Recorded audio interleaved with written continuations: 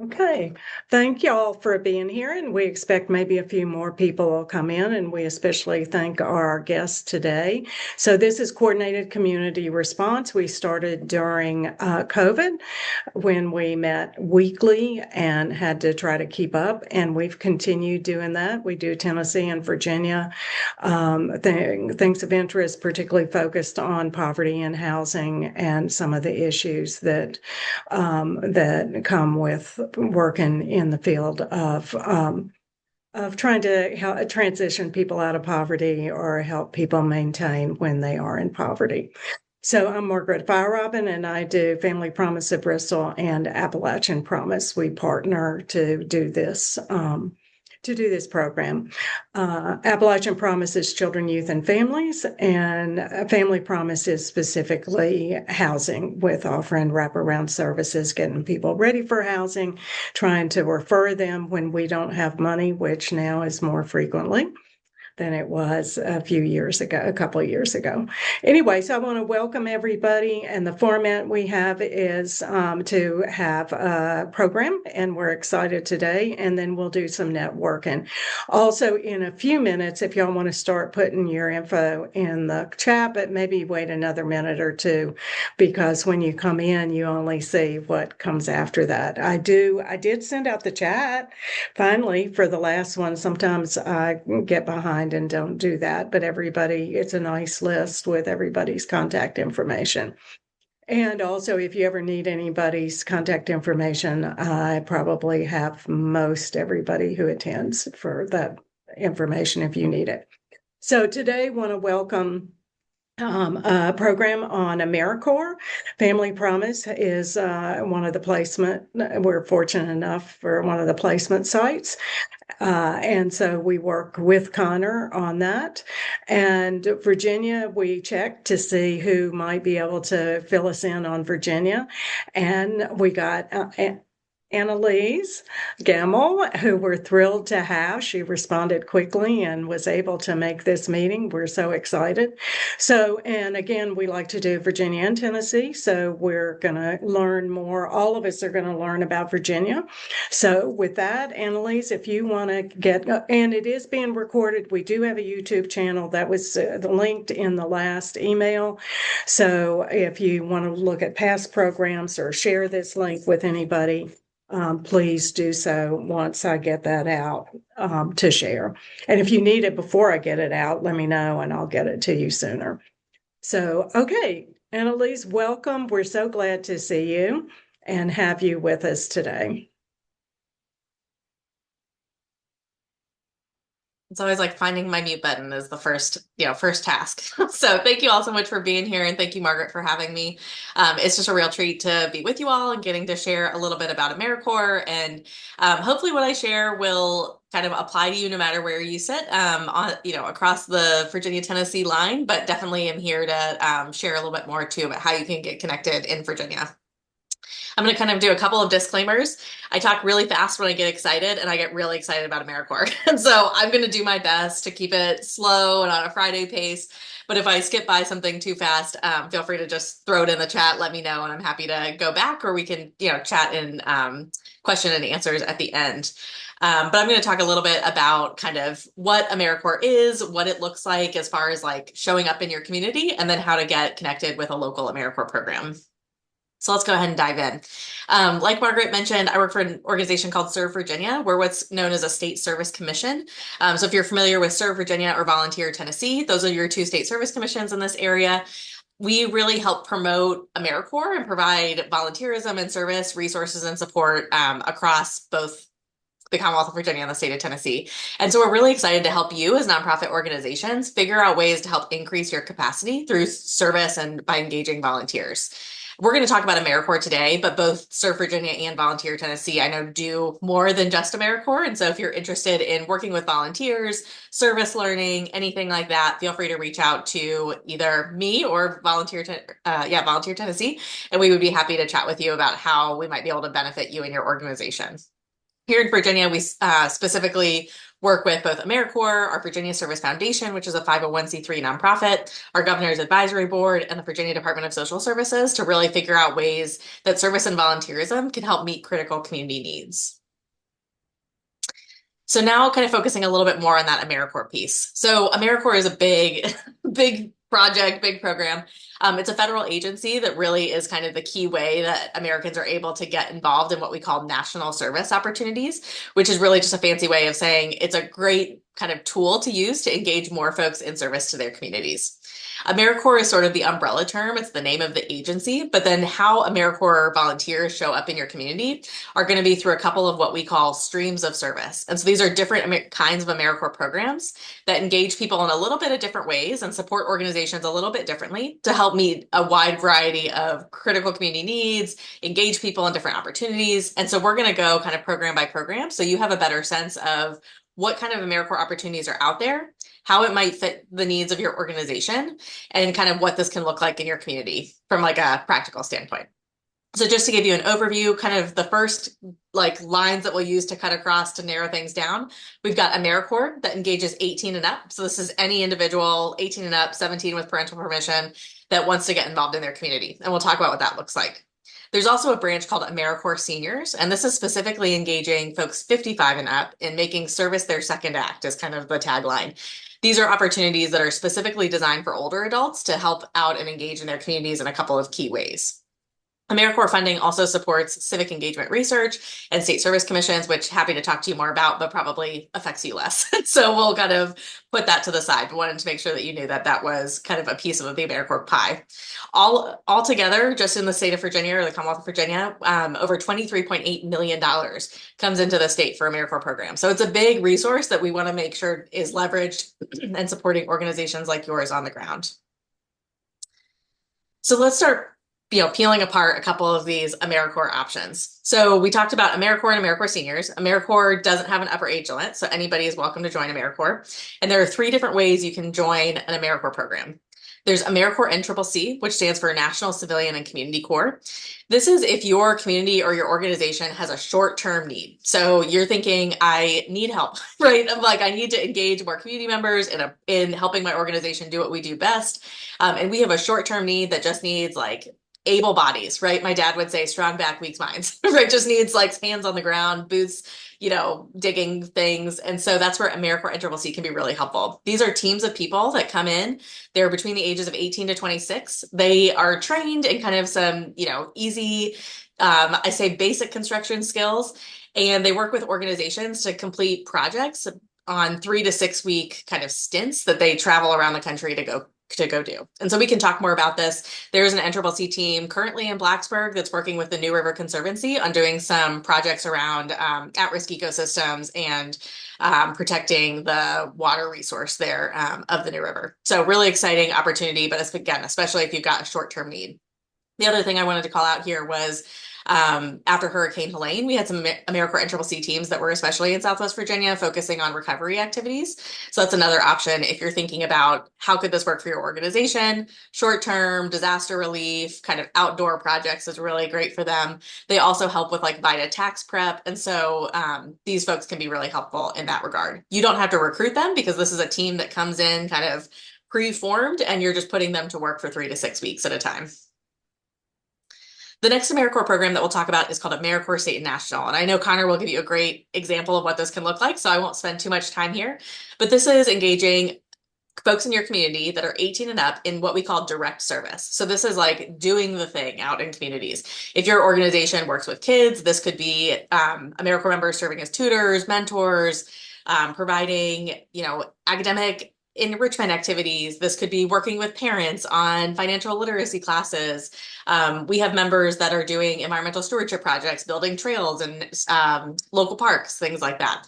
These members can serve part-time or full-time. They generally earn a living allowance. So this means that they get a stipend while they're in their term of service. They also receive an education award at the end of their term of service that can go towards higher ed or paying back student loans or vocational training. I'm happy to talk more about what those benefits can look like. But this is really a great opportunity where you recruit members of your community to come serve in an AmeriCorps program that is specifically designed to address the needs that your organization is addressing through your work. AmeriCorps State and National, there are a couple different ways, and we'll talk more about like how do you bring this to your community, but it's a great opportunity if you're thinking of engaging 1 to 20 or 30 members at a time. You're thinking about part-time or full-time service, and you're thinking about how to connect members of your community that you can recruit into your program to then serve in positions that help you do your work. And then kind of the complement to that is called AmeriCorps Vista. This is the third AmeriCorps program that we're going to talk about today. This is what we call capacity building. So compared to direct service, which is out there doing the thing, AmeriCorps Vista members are usually a little bit more behind the scenes planning the thing. So AmeriCorps Vista members are still working with community members. They're still doing really good work on the ground in communities, but they're usually, instead of delivering a program, they're designing the program or developing the program, researching the program, kind of some of those pieces. There's 4 main areas that AmeriCorps Vista members kind of work within. So that's fund development, so fundraising, research, so they're looking into community program models, landscape assessments, community needs assessments, things like that to kind of better understand the need. They can be doing program design work, so kind of thinking about how do we build a program that can help meet this need. And then the last one is communication, so really kind of positioning an AmeriCorps Vista member that can help your organization with communications, outreach, marketing, things like that. That's a simplified way to kind of, all the different ways AmeriCorps Vista can help your organization, but those are just kind of the 4 key ways that we see AmeriCorps Vista members most often serving in communities. These members serve full-time, so instead of part-time and full-time, like in AmeriCorps State and National, AmeriCorps Vista members usually, with some exceptions, serve full-time for a year. They earn a living allowance, so again, that's that service stipend that kind of can help provide for their living expenses while they're in their term of service. And they also receive an education award at the end. Vista members can choose to receive that as a cash award, and we can talk a little bit more about that benefit if you're interested. They also earn non-competitive eligibility. So if you have folks from your community that are interested in working in federal jobs, AmeriCorps Vista can be a great kind of pathway to get some experience and get that non-competitive eligibility, so that then when you're applying for federal government jobs, you kind of have a little bit of a leg up in that process. We have AmeriCorps Vista members that are hard at work across the state, doing a wide variety of things. We have some that serve here at Serve Virginia on some statewide initiatives. We have some that serve in communities with specific organizations. Since we were talking a little bit about housing earlier, I just wanted to flag that we have an amazing AmeriCorps Vista program here in Virginia that's facilitated through the Virginia Housing Alliance that places AmeriCorps Vista members at organizations that do housing work. And so this is a great opportunity if your organization works in the housing field, to have an AmeriCorps Vista member that can come, work with your organization for a year, do kind of a project that your staff otherwise wouldn't maybe have time to do, be able to do that research project, facilitate that, coalition, something like that, kind of getting the pieces together so that then your staff can continue the work after the Vista member is gone. And then this other kind of branch of AmeriCorps. So we've talked about AmeriCorps State and National, direct service. We talked about AmeriCorps Vista being capacity building. We talked about AmeriCorps NCCC kind of being that short-term like project help. AmeriCorps Seniors is the complement to all of this. This is, again, specifically for older adults age 55 and up. And I'm not making a comment on anybody's age, right? I'm getting closer to that 55 age range. So the older adult tag always makes me feel a little bit, weird, but this is specifically kind of targeting those older Americans in communities that still want to be involved, whether it's because they want to get back into the workforce, they want to give back to their communities. AmeriCorps Seniors is a way to kind of help set up that process. There are 3 different AmeriCorps Seniors programs. Foster grandparents, which specifically positions older adults to work with younger kids. We used to call them at-risk kids, but this is primarily through like pre-K programs, Head Start programs, where they're kind of serving as quote unquote foster grandparents, right? It's where the name comes from. And it's an amazing opportunity for older adults that want a way to give back to young people, but maybe don't have kids of their own. We also have a senior companion program, SCP. This is where older adults are helping other older adults live at home longer, right? And so they're doing things like the Visiting Angels programs where they're coming by, they can help with light housekeeping, really preventing social isolation, making sure that folks are still connected. We have some members that are doing the Meals on Wheels program. And so there's different ways that we can help older adults help other older adults age in place and live at home longer. The final AmeriCorps Seniors program is called AmeriCorps RSVP, Retired Seniors Volunteer Program. And it's a way for older adults to gather with other older adults and volunteer in their community. And so we've got 2 pretty big RSVP programs down in Southwest Virginia. at Clinch Valley Community Action and Appalachian Community Action Agency. I think I might be getting the name wrong. But their RSVP volunteers are, very active in local communities. Some of them have their own weekly volunteering that they do out in communities. And sometimes those RSVP programs will pick a project and all volunteer together. And so as an organization, it's a great group to get connected with if you have volunteer projects that you need help with, because those senior RSVP AmeriCorps Seniors volunteers can be really helpful in helping you, kind of get the person power that you need to get something done. The benefits for the AmeriCorps Seniors programs can range a little bit. Foster grandparents and senior companions both earn small stipends. It's smaller than the AmeriCorps stipends, but it does help to cover some of the expenses. And then for all three, foster grandparents, senior companions, and RSVP volunteers, they are eligible for mileage reimbursement. And so it'll vary a little bit depending on how the program is set up.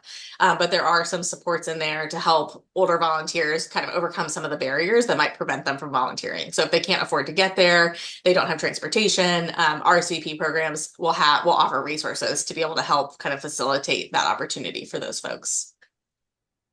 That was a lot of info. Normally I cover that info in an hour. So just wanted to you're not crazy, right? This is a lot to take in. But I wanted to give you this overview because it kind of gives you a sense a little bit of all the different ways that AmeriCorps might show up and might help you do what you do best in your community. I'm going to skip over talking about the Virginia Youth Mental Health Corps just based off of time and all that we have to cover. But if you are working with youth mental health, so kind of specifically supporting youth ages 12 to 29 with any mental health related topic, I would love to chat with you about some really cool opportunities that we have through the Youth Mental Health Corps. And then finally, before I pass it over to Connor, I just wanted to kind of talk about, if this is at all interesting to you, kind of what do you do next? I'm going to send Margaret a 20 kind of slide deck presentation that you can go through at your own pace. It'll include all the slides I've gone through today, as well as some specific resources where you can see what programs are in Virginia, what counties are they in, that kind of thing. But just wanted to kind of highlight, if this is of interest to you, definitely take a look at the slide deck and see what kind of stands out. The first kind of step is to figure out what stream of service is right for you based off of what you need and what your organization capacity is. So if you're looking for something short-term versus something long-term, that's going to help narrow down which AmeriCorps program you might be interested in. If you're having trouble figuring out which stream of service is right for you, I know from a Serve Virginia angle, I would love to talk with you. Volunteer Tennessee is the same way. We would love to chat with you about kind of what your organization does, what each type of AmeriCorps program requires of organizations, just to really help make sure that you're applying for the right thing. Sometimes AmeriCorps applications can be a little bit of a lift. And so we want to make sure that you have the right information so that you're not spending all this time on an application that actually isn't going to help you get what you need. So please feel free to reach out to your state service commission to really make sure that, you're applying for what you need and that's going to help you do what you want to do. And then finally, the next option is going to be kind of figuring out if you want to develop your own program within that stream of service, or if you want to partner with an existing program as a host site. So Margaret mentioned that her organization is a host site for an existing AmeriCorps program with Connor, which is great. That is a really easy way to get into this work. So if you're kind of thinking I'm interested in AmeriCorps, but I'm not ready to commit to designing my own program, that can be a really great way to see if it works for you before you kind of jump into the deep end. But if you are interested in planning an AmeriCorps program, we're happy to talk to you about some resources that might help you do that. If you want to be a host site, I just have a list here that's all hyperlinked again in the presentation that I'm going to send to Margaret. The Youth Mental Health Corps is great if you are working with youth specifically around community mental health, substance use disorder, or kind of school-based mental health. If you are working with adults in kind of the mental health space, specifically in recovery or substance use disorder, the Virginia Recovery Corps is a great statewide program. They have a bunch of members that are placed in Southwest Virginia. And so I know they would be interested in talking with you about what it could look like to be a placement site. I mentioned the Housing Alliance VISTA program is great for organizations that work in housing. The Serve Virginia VISTA program is great for everybody else. If you have a community need that you're looking to have a VISTA member kind of help with, the Serve Virginia VISTA program is more broadly focused on helping communities with initiatives that address families in poverty. And so we would love to chat with you about what that VISTA program could look like. I mentioned some local AmeriCorps Seniors programs, and then there are two other programs that I wanted to just call out, Lead for America and the Appalachian Conservation Corps.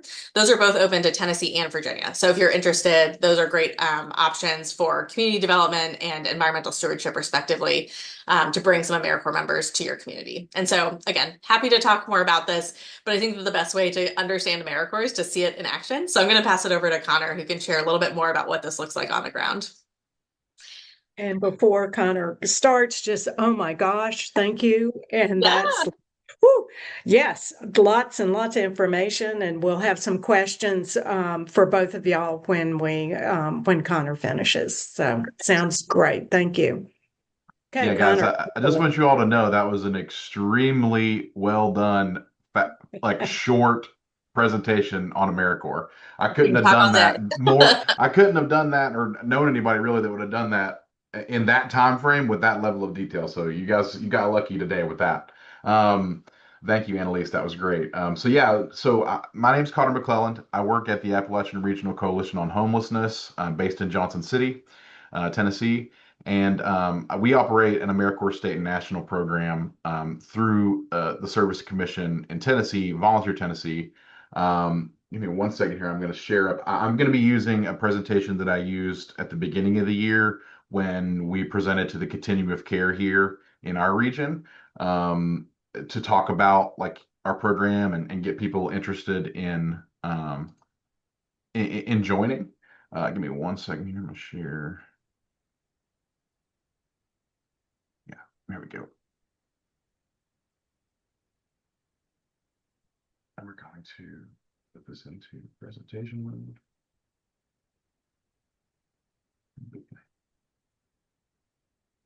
All right, can everybody see the presentation? Okay, good. Alrighty, so yeah, Wait, Connor, can you do it from a presenting deal? Is it showing right now in the like? Where we can see all the slides on the Yeah, side. I did click to do that. I don't know why it's showing that way. Go back up to slideshow and then over to from the beginning, see if that'll work. Maybe it doesn't. It might not work for whatever reason. Hi, nope, that didn't work. Yeah, it's not lighting up like it should. Okay, 1 second. I'm gonna try this a different way. We're gonna go into. And it's fine if it doesn't work. Beginning. And then I'm going to. Margaret, I like your earrings. Thank you. They're little bees. So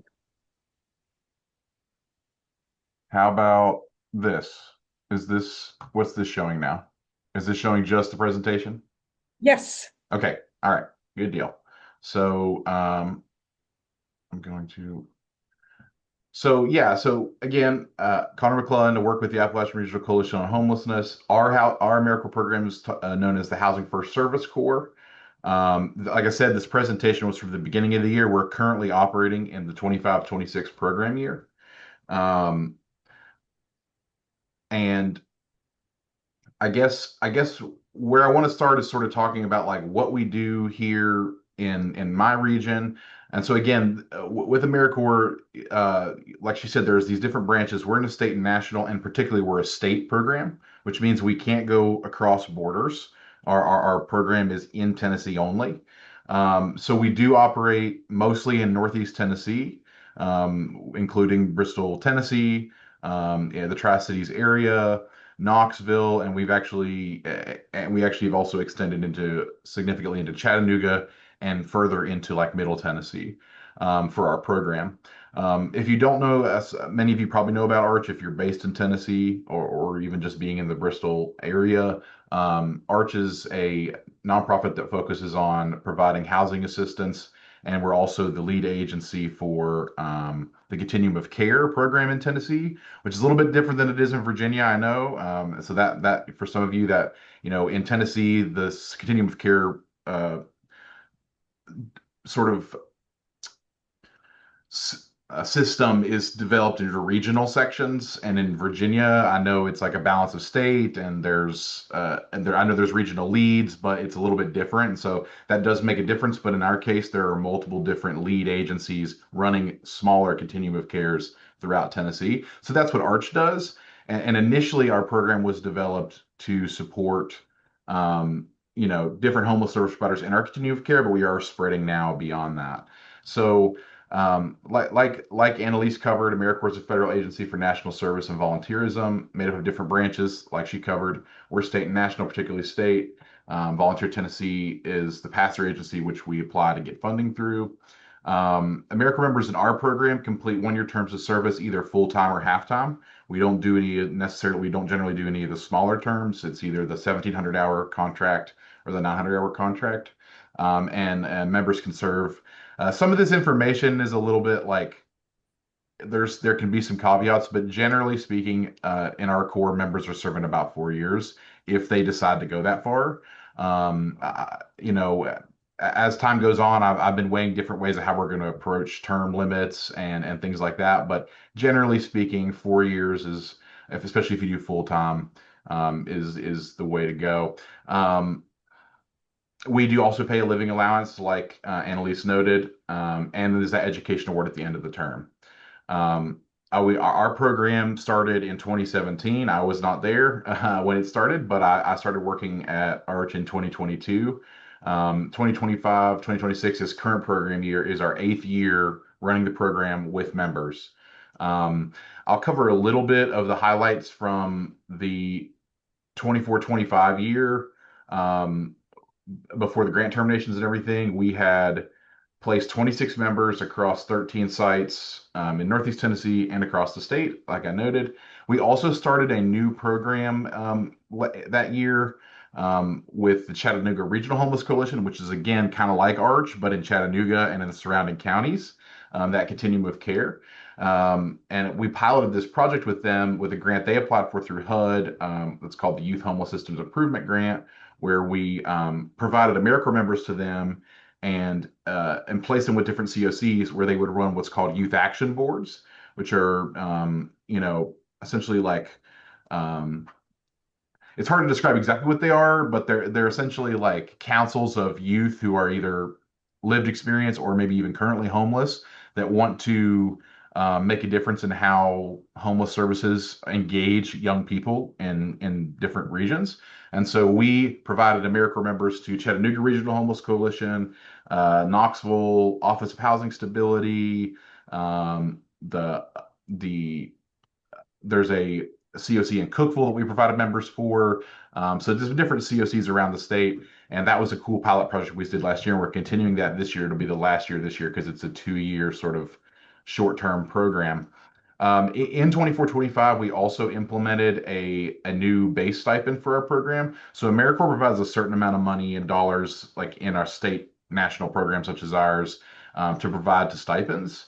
That said, we had some trouble with like retention and maintaining people for a number of years when I started because of some of that. So we ended up actually raising some extra money through our host sites and increase the base stipend.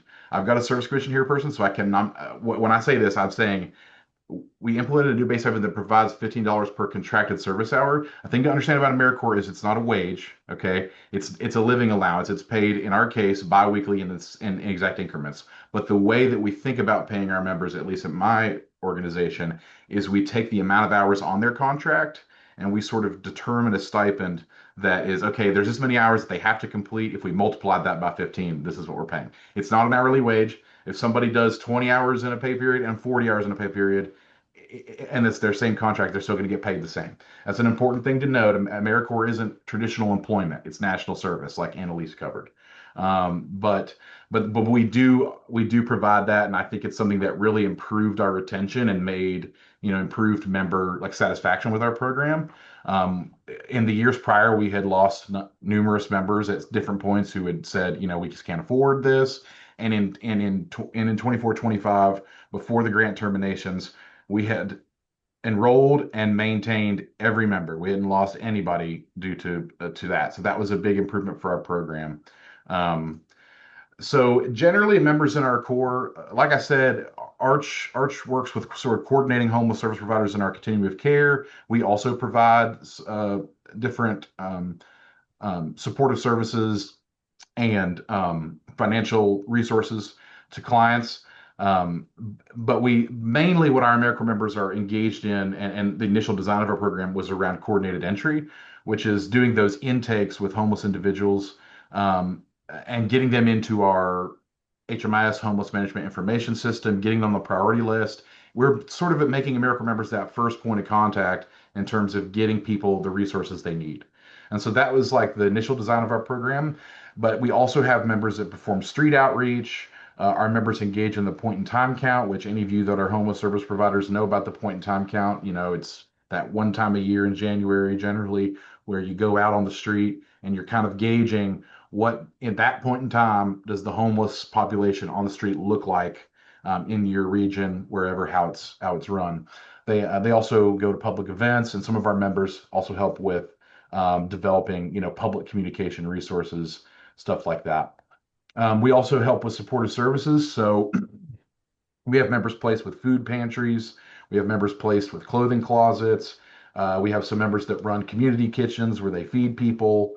We also have members that help with SOAR, which is a way to help individuals get SSDI.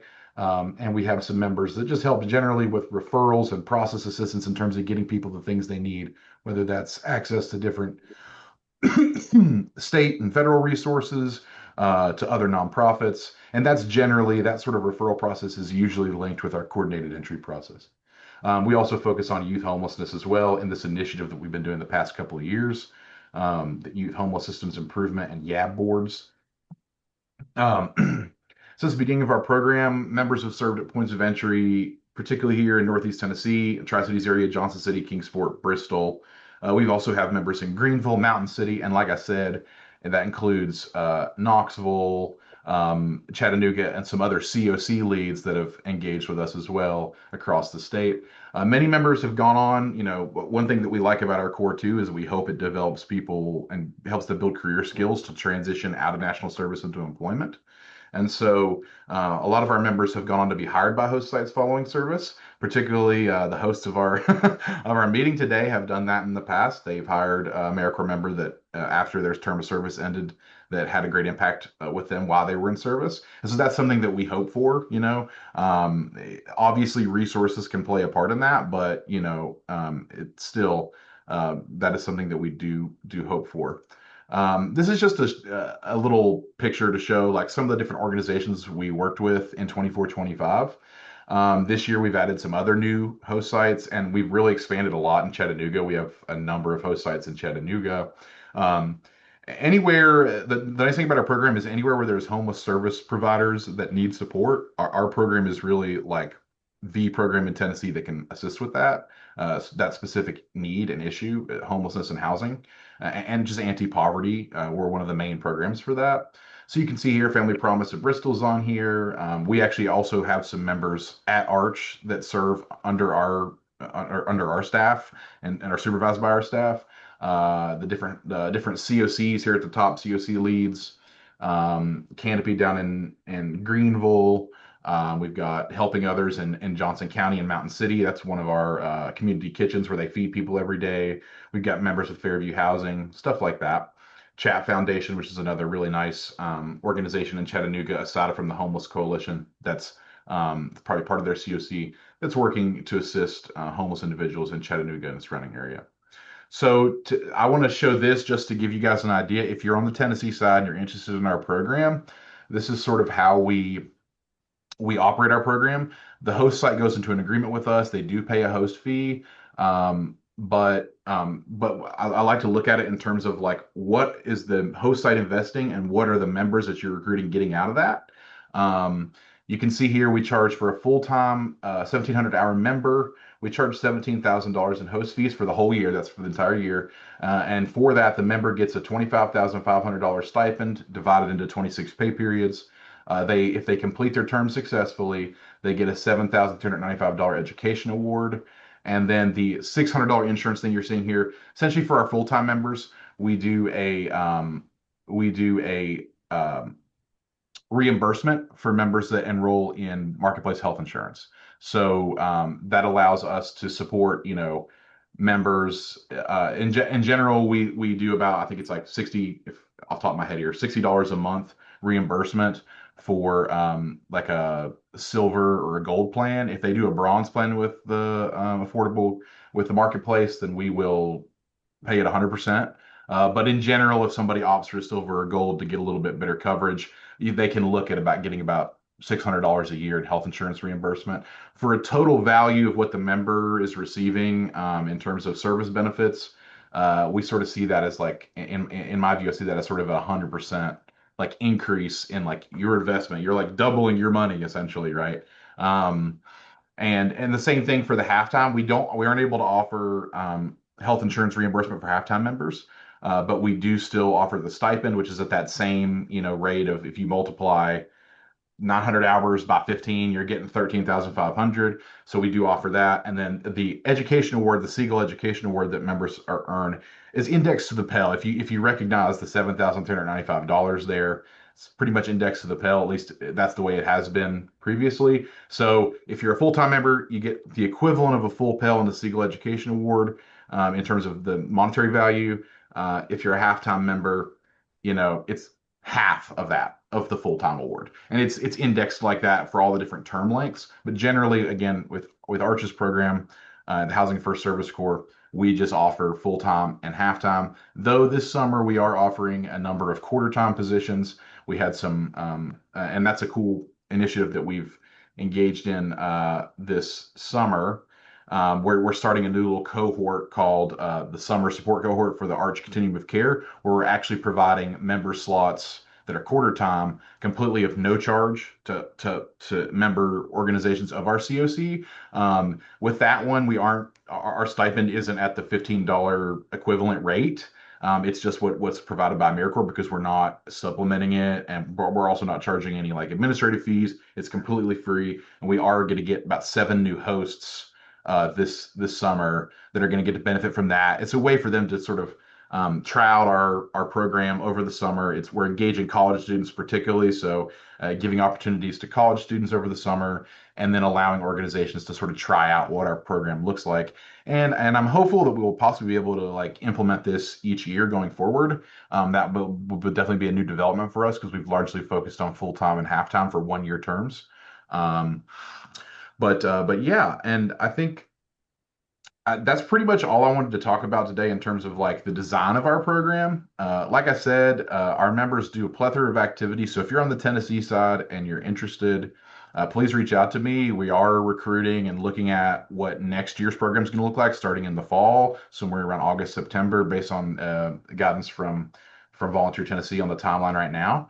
And so if you're interested, definitely reach out to me, especially from the Tennessee side.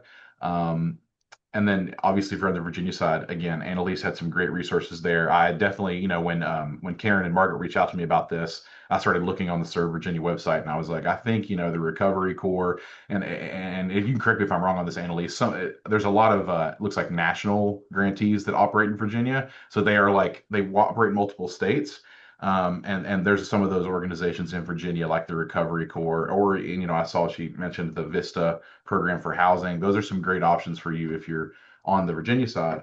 But again, on Tennessee side, I would love to talk to you about if you're engaged in work supporting those that are homeless, those that are at risk of homelessness, those that are facing challenges of poverty. Our program focuses on those issues, and I would love to get a member for your organization, to support your organization with a member from our Corps. So definitely reach out, and I'm happy to answer any questions. I'm sure if you've got them for me or Analise, we can both answer. Hopefully that gives you at least a brief synopsis of what Arch's program is about. So thank you. Oh my gosh. So just to let y'all know, Connor and Annalise coordinated for about 4 minutes before we started this. And I don't think we could have done anything better for complimentary presentations. So that was fabulous from each of you. So what kind of questions do y'all have? So if you want to go ahead and ask any questions. Don't rush. How Go. Good, Pete. I can always depend on you. so I worked with AmeriCorps a lot in the past. I've used Vista, NCCC, and I think state and national. But how stable is the program at this point? which is, I know, a question that you absolutely wanted to answer in this presentation. Yeah, Annalise could definitely answer that for you. I had that listed as a possible question. Yeah, we know it was canceled at one point. It was devastating. Yeah, So a good friend, question. some friends lost their jobs. We had an NCCC team pulled, um, or the organization I was working at. The Yeah. next team they got in was pulled in the middle of it, and they had to go home. So is that kind of thing, is that kind of instability still exist in the program? Yeah, I mean, it's a great question. And my, politically correct party line is going to be like, it's stable. We're in good shape. Like, I think that what I can say is that that had never happened before. And so it's kind of like, we never could have predicted that something like that would have ever happened because it was so out of anything we could have like even prepared to expect. I will say everything has been like pretty stable since the reinstatements last August. And so we feel pretty good about the status of AmeriCorps funding and kind of the continuation of programs. I will say the NCCC program has remained at a little bit of a constricted status. So it's not quite as big as it used to be. And I don't know if the plan is to make it as big as it used to be or to kind of keep it a little bit smaller. I think state and national funding, honestly, is one of the more stable sources of funding just because it does kind of have to pass through enough hands that there's a lot of people keeping an eye on it. And so I think that, that's a good vote of confidence in that sense. And I think that everything we've heard from the agency is that they are committed to business as usual continuing. And so we don't foresee that there's any like, big political action coming down the pike. But I do say that with a caveat of like, we never could have predicted it before. And so I don't want to like make it seem overly rosy, but I do know that, from Virginia especially, but I'm sure Virginia and Tennessee were equally committed to keeping these opportunities available. And I know that one kind of consequence or implication of the funding instability last year has been lots of conversations around how do we fund this with state funds? How do we use other private sources of funding? And so I think even if there's inconsistencies with federal funding in the future to support AmeriCorps, I think that there's a lot of growing support on the state and national levels to figure out how state corps can really take off. And so I would say, yes, we really believe that this is a stable option moving forward. We encourage those kinds of conversations around like, yeah, like let's talk about backup plans, like let's talk about contingency plans. And also, we would love to get folks engaged in the Virginia Service Foundation, who does some of the national service advocacy here in Virginia, to talk to state legislators about the importance of these kinds of programs, why we need to support it at the state level, how to, encourage federal leaders to support this kind of programming. So yeah, a lot of both and. Yes, we're working on it. Yes, we're trying to do the best we can to make sure that nobody's left in the lurch, and also have tons of opportunities to kind of be a part of that conversation. Okay. Connor? Yeah, I wanted to add to this too from my perspective because I did have to shut down my program in April. I had to lay off is not the right word, but I had to essentially, you know what I mean? I had to let go of all 26 of those members I just was talking about. And then I was slated to lose my job. Really, I would have effectively lost my job in May, but my boss helped me stay on here for a couple months because if I didn't, I would have lost my 401k. I was just shy of the mark of getting vested in my 401k. So she ended up, my boss, Ann Cooper, shout out to her, really helped me out and helped me stay on for a couple of months. And I was supposed to lose my job in August. But then fortunately, as Annalise noted, the funding was reinstated. I followed this quite a bit when all that was going on. I studied history and political science in college, so the policy aspect of it was very interesting to me too. I will say this in a way that's been a bit reassuring to me as someone who was very much at risk during this whole thing, is that if you follow the funding process, like the federal funding process, the budget that was passed at the beginning of this year, that passed with the House and the Senate, pretty much funded AmeriCorps level funding. And so like some of the issue last year was that like you were coming out of a situation where at the executive level, they were trying to make some decisions about how funding was allocated. And so like a lot of the risk that I felt after we were reinstated was, okay, what's going to happen with the budget at the beginning of 2026? And so when the House and the Senate, who are really responsible for how money is allocated and spent, you know what I mean? They Yeah. decided to level fund us again. That put me at a lot, just from the perspective of a grantee who's operating a program, that put me in a lot more at ease because the risk feels a lot less when you have both houses of Congress saying, we're going to maintain this program the way it is. But like Annalise also mentioned, NCCC has been defected because part of the issue there, right, is that NCCC is managed pretty much entirely by the federal government versus like with the state and national program, like she mentioned, it's passing through those hands, it's coming to the service commissions, it's more diffuse. And so in that way, yeah, there's more eyes on it and there's more parties involved, which kind of makes things. So yeah, I mean, you're concerned about it, and like because you said you've worked with us and you know what happened. It was pretty devastating for me and for all those people that I had engaged in service. But as a grantee and someone who's been sort of just looking at the policy stuff for my own concern and for concern of my members, I feel more confident now than I did a couple months ago before January and obviously at the time of the terminations. So yeah, that's what I would say from my perspective too. Well, I'm glad to hear all that. Yeah. And I'm glad you kept your job. Thank you. I'm glad I kept my job too. Other questions or comments from anybody? Well, if y'all can hear me, Tony DeLucia. Mhm. Maybe I'm a closet political scientist. Thank you for bringing that up. But what worries me, and I'm starting to see choppy water, is things like the 5-year farm bill, the 5-year transportation bill that basically I drove back on newly paved roads last night from the Paramount Theater to my house. Where are we going to keep moving forward? And that's what I think we're talking about. And also helping the resilience of people whose lives are stuck or harmed. So, and we're getting close on time, so we'll want to have enough time for networking. But Tony brings a good point, and I know some of y'all in Tennessee are familiar with the Sycamore Institute.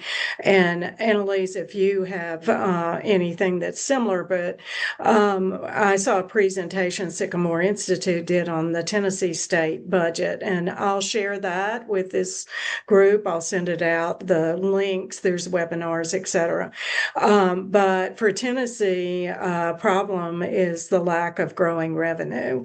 So without and depending on property tax and sales tax, some of y'all probably realize that there was a constitutional amendment to not do an income tax. So there's some real issues, and it really helped me to see that they are structural issues that aren't in spending. They're in the income part, the revenue part. So anyway, I will share those. There's several webinar links, etc. I haven't watched those, the presentation we had. Thank you, Commonwealth Institute.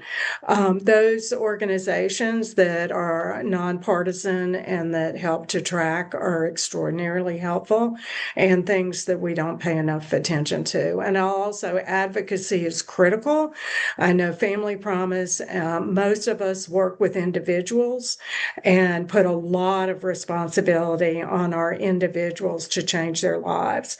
And that's when they're working within a system that has so many barriers and challenges that they have no control over, that we have no control over. So advocacy is hugely important, but it's very hard work.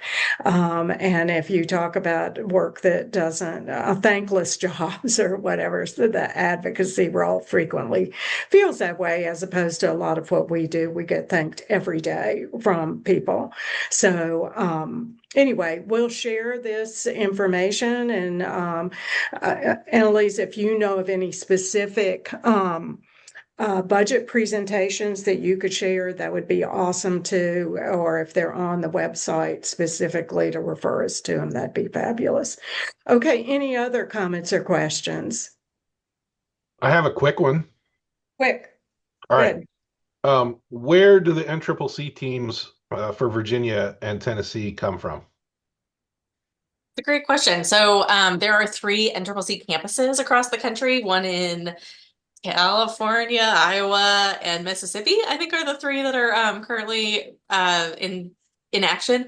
And so teams deploy out of those three spaces. And so generally most of our teams come out of the Mississippi campus, and they serve the Southeast. And so generally most of their projects are somewhere in kind of the Southeast side of the Okay. United States.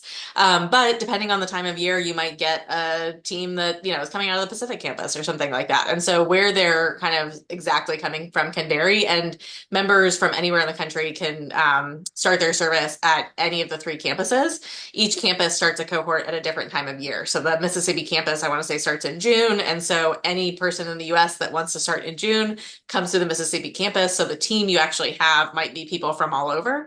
But generally they try and kind of keep it a little bit regional just so that folks aren't, going from California to Nevada to Virginia or something like that in their travel. But it can really vary depending on the time of year, your project. If you need a specific kind of team, sometimes they try and accommodate that sort of thing. But generally, it's folks coming out of the Mississippi campus. And if you're interested in applying for NCCC, I know that Serve Virginia, I'm sure Volunteer Tennessee also is happy to help connect you with the up-to-date resources on how to do that to make sure that you have what you need. Cool. Thank you. Okay, so I want to ask people if they have things they want to share. So, and I know Julianne Warren does, or Sarah Lane, they're here for the first time, I think, from Symphony of the Mountains. Yep. Is it okay if we go? Yeah, which I'll just preface it with Symphony of the Mountains has been awesome at partner with Family Promise of Bristol and other organizations, and looking forward to having Symphony members on site at our day services. I think a week from Wednesday. We've had that numerous times, and it's fabulous. And it's feeding the soul, people's souls, right? So, yeah. So talk for a minute, Julianne. Yeah, so I'm a board member with Symphony of the Mountains and currently acting as the marketing lead, along with Sarah Collins, who is not able to be here today, but I have Sarah Lane, who's our business manager. And just as Margaret said, Cornelia, our conductor, how many of you have been to the symphony? Can you raise your hands if you've been to Symphony of the Mountains? So Cornelia is the conductor, and she is from Switzerland, and so she's got this great accent. And when she talks about sharing music with people who are unsheltered, it just it just blows your mind. It's so inspiring. So she says that music is to the soul what food is to the body, and so she's all about feeding the souls of people who are unsheltered. So there's a couple different things that we are doing in conjunction with a concert we have coming up. I'm going to share this, a document that kind of goes over that. But we have a concert coming up on May 17th with the Kruger Brothers Bluegrass Band that is with the symphony. And one of the things that makes this particular concert unique is that the Kruger brothers actually came from a life where they had instability in their housing when they were children. So they know what that's like. They've written a lot of songs about it, and they're sharing that in this particular concert. And we have a song that was written by Cy Khan, who's a peace activist, American songwriter, and it's called Here Is My Home. And the Voices of the Mountains is going to be singing this song along with special guests that we're calling them special guests, that we're inviting people who are unsheltered that would like to sing with the Voices of the Mountains in this concert. It's a bit of a stretch, we know, because it's like just survival is a lot for them, the everyday survival. But we're going to have 2 rehearsals and the concert, and we would just like your help in finding people that might be interested in being part of this chorus. We have lots of supports for them. The ETSU what's it called, Sarah? It's the medical street team is going to be on hand. We have transportation from Bristol, Kingsport, and Johnson City to, wherever the rehearsal is, to the Martin Center, which is where the concert is on May 17th. They will get a free meal for every time they attend to go to the rehearsal. And if they attend all three things, the rehearsals and the concert, they will also get a $100 gift card as a thank you. So we tried to give them, incentives to do it. And we know, I used to serve lunch at the place to be on Wednesdays. And I know there's a lot of people there that sing, and they have lovely voices. And so and Cornelia serves at Haven of Rest, and people sing for her all the time too. So that was kind of what inspired this thought of having them sing with the symphony. We had Angel sing for us at the holiday concert. So it's really a unique thing that Cornelia is doing in inviting these people into, an opportunity that they wouldn't ordinarily get. What am I missing, Sarah? Am I missing something obvious? I think you nailed it. Great job, Julianne. Yeah, we're just looking for folks to come join the choir.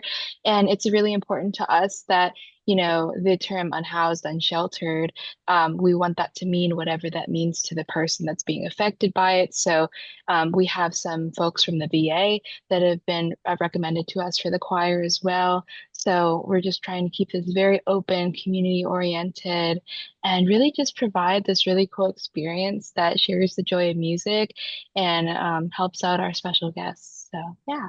Yeah, thank you for bringing that up. So anybody is welcome to sing. That it's really an inclusive thing, but we were trying to give an opportunity for people that wouldn't normally get those opportunities. And the other thing too is that everyone is welcome to attend the concert. I mean, we are selling tickets for the concert, but no one will ever be turned away at the door for not having money to buy a ticket. So if you know of people that would like to come, I believe that transportation is being arranged from each city as well to come to the Martin Center. Any questions about that? Or if anybody wants more information, you can reach out directly to Margaret and we can channel stuff through her to you. We've got invitations that you can give to people. We've got a link to the music, the song they'll be singing. We've tried to make it as easy as possible for everyone to, one, share it with people, and two, for the people that want to participate to learn the music. And it's super simple. It's just listening and singing along. Right. Anybody, thank you. Anybody else have anything to add for announcements? If not, I will say real quickly that our next meeting will be Friday, May 29th, which is actually a fifth Friday instead of the fourth. So we skip Memorial Day weekend Friday at 11. And we're excited to have David Nelson from Founders Forge that works with entrepreneurs, particularly for second chance employment, entrepreneurship with people who perhaps have been in recovery or been experiencing homelessness or whatever. So they do a great job and pretty interesting. And it's Tennessee and Virginia. So we have that coming up. And then June is going to be Branch House. They are in Tennessee, in Sullivan County, Tennessee, but they also are called Coordinated Community Response for sexual abuse. So we want to just have them so we can hear what their coordinated community response is, since we share that in common. So Connor's putting information in, and we've got information. I will share PowerPoints that I know Analise already said that she was going to share. Also, I'm particularly interested in maybe looking at that youth mental health and seeing that certainly mental health is a huge, huge interest. I hope people know about the mental health first aid programs that you can get trained in, but also see what else might happen. I'll also say Appalachian Promise is based on America's Promise, which has 5 promises that they identified for kids to be successful. And they apply to adults as well. It's relationships with responsible, caring adults and a healthy start and finish. So good health opportunities, safe neighborhoods, and marketable skills for work. And the last one, which is real interested that they included, is opportunities to give back, to serve. So out of all the things they could choose, they chose one of those, that one to be one of the 5, which is pretty important. So we know, all of us here, whether you get paid for it, but it's still real service, or whether you do it as a volunteer, there are huge rewards with doing that service. And for all people, there's a chance to build resumes, to build their skills, to help with those marketable skills as well. So somebody like Tony put in the chat that this was dazzling stuff. And I think great description. Kudos to Connor and Analise. Kudos for y'all's complimentary presentations. And we'll promote it for people to watch and also share the PowerPoint. So we appreciate your time. We appreciate y'all, appreciate everybody. We usually keep pretty close to our hour. We've gone a little bit over. So just thank you to everybody. And that's it. And we'll hopefully see some of y'all in May. And if we can, any of us can be helpful to you, Connor or Analise, let us know. So. Yeah, absolutely. And thank you. I just want to say thank you all for having me today and listening to me. And just an aside, real quick, Julianne and Sarah, if you guys would like, I will share that Google document you shared with my executive director, and we could promote this opportunity with the whole continuum of service providers here in East Tennessee if you'd like us to do that. That'd be great. And if you Yeah. can, if you want to send me an email, I think I shared it in the chat a couple times. Mhm. That's just saralane@symphonyofthemountains.org. I can Mhm. send you the handout with the choir music and recording for the folks too. And we could even mail you some flyers or something. That would be Cool. Yeah. great. Yeah. I might just email you and kind of get a little extra info, and then we could talk to my director about Absolutely. sending that out. Definitely. Yeah. Thank you so much. Mhm. Yeah, I just All wanted to right. say thank you so much for having me. And I'm going to put a link. We have a virtual conference that's coming up in May. And so if anybody's interested in learning more about AmeriCorps, service and volunteerism, Tony, I saw you put something in the chat about wanting to learn more about program evaluation. We're going to have sessions on all of that. And so if you want to join us virtually at the summit, I'll put the link in there right now, and I'd be happy to answer any questions you might have. Thanks, everyone. Great. And I'll just leave that up for a minute while people go off so you can get that. And again, I'll try to get the chat out, and especially knowing that's in May, I'll try to get that out sooner than sometimes so that y'all have that also for the symphony information. So again, thank you very much and appreciate each and every one of you. So take care. Bye-bye. Thank you, Margaret. Thank you, y'all. Margaret. Take care. Bye, This was Margaret. great. Thank you so much, Margaret. Thank Yeah. y'all. Nice to meet you, very Annalise. much. Nice to meet you too, Connor. Bye-bye. Right. Okay.